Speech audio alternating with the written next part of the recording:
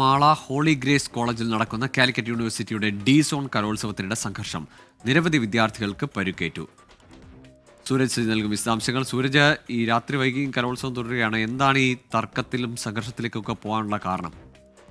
Google ഈ disown കലോത്സവത്തിന്റെ സംഘാടനവുമായി ബന്ധപ്പെട്ടുകൊണ്ട് കഴിഞ്ഞ ദിവസങ്ങളിലെല്ലാം തന്നെ വലിയ പരാതികൾ ഉയർന്നിരുന്നു. അതായത് ഈ ഫലപ്രഖ്യാപനം വൈകുന്നു, അതോടൊപ്പം തന്നെ പല മത്സരങ്ങളും ഏറെ മണിക്കൂറുകൾ വൈകിയാണ് നടത്തുന്നത് എന്നുള്ളതാണ് ആരോപണമാണ് കഴിഞ്ഞ ദിവസങ്ങളിലെല്ലാം തന്നെ ഉയർന്നത്. തുടർച്ചയായ പ്രതിഷേധങ്ങൾ ഇന്നലകളിലെല്ലാം ഉണ്ടായിരുന്നു. ഇന്ന് ഇപ്പോൾ രാത്രിയോടുകൂടിയും ഇത്തരത്തിൽ ഈ മത്സരങ്ങൾ വൈകിയതും ഫലപ്രഖ്യാപനവുമായി വൈകിയതുമായി ബന്ധപ്പെട്ടുകൊണ്ട് മത്സരാർത്ഥികളുടെ നേതൃത്വത്തിൽ വലിയ പ്രതിഷേധമാണ് ഉയർത്തിയത്. MSF നേതൃത്വം കൊടുക്കുന്ന യൂണിയനാണ് നിലവിൽ ഈ കാലിക്കറ്റ് യൂണിവേഴ്സിറ്റി ഭരിക്കുന്നത്. അവരുടെ നേതൃത്വത്തിലാണ് ഈ യൂണിവേഴ്സിറ്റി യൂണിയൻ ഈ കലോത്സവം അടക്കം സംഘടിപ്പിച്ചത്. ഈ സംഘാടനത്തിലെ പിഴവ് ചൂണ്ടിക്കാട്ടിക്കൊണ്ട് മത്സരാർത്ഥികൾ നടത്തിയ പ്രതിഷേധം അത് സംഘർഷത്തിൽ കലാശിക്കുകയായിരുന്നു എന്നുള്ളതാണ് പറയുന്നത്. ഇതിൽ 2 വിദ്യാർത്ഥികൾക്ക് ഗുരുതരമായി പരിക്കേൽക്കുകയും ചെയ്തിട്ടുണ്ട്. അവരെ ആശുപത്രിയിൽ പ്രവേശിപ്പിച്ചു. എന്തായാലും നിരവധി ഈ പോലീസിന്റെ ഉന്നത ഉദ്യോഗസ്ഥരടക്കം ഇവിടെ എത്തി നിലവിൽ ഈ സംഘർഷം ശാന്തമാക്കാനുള്ള ഒരു ശ്രമം തുടരുകയാണ്. നിരവധി വിദ്യാർത്ഥികൾക്കാണ് പരിക്കേറ്റിട്ടുള്ളത്. പലരെയും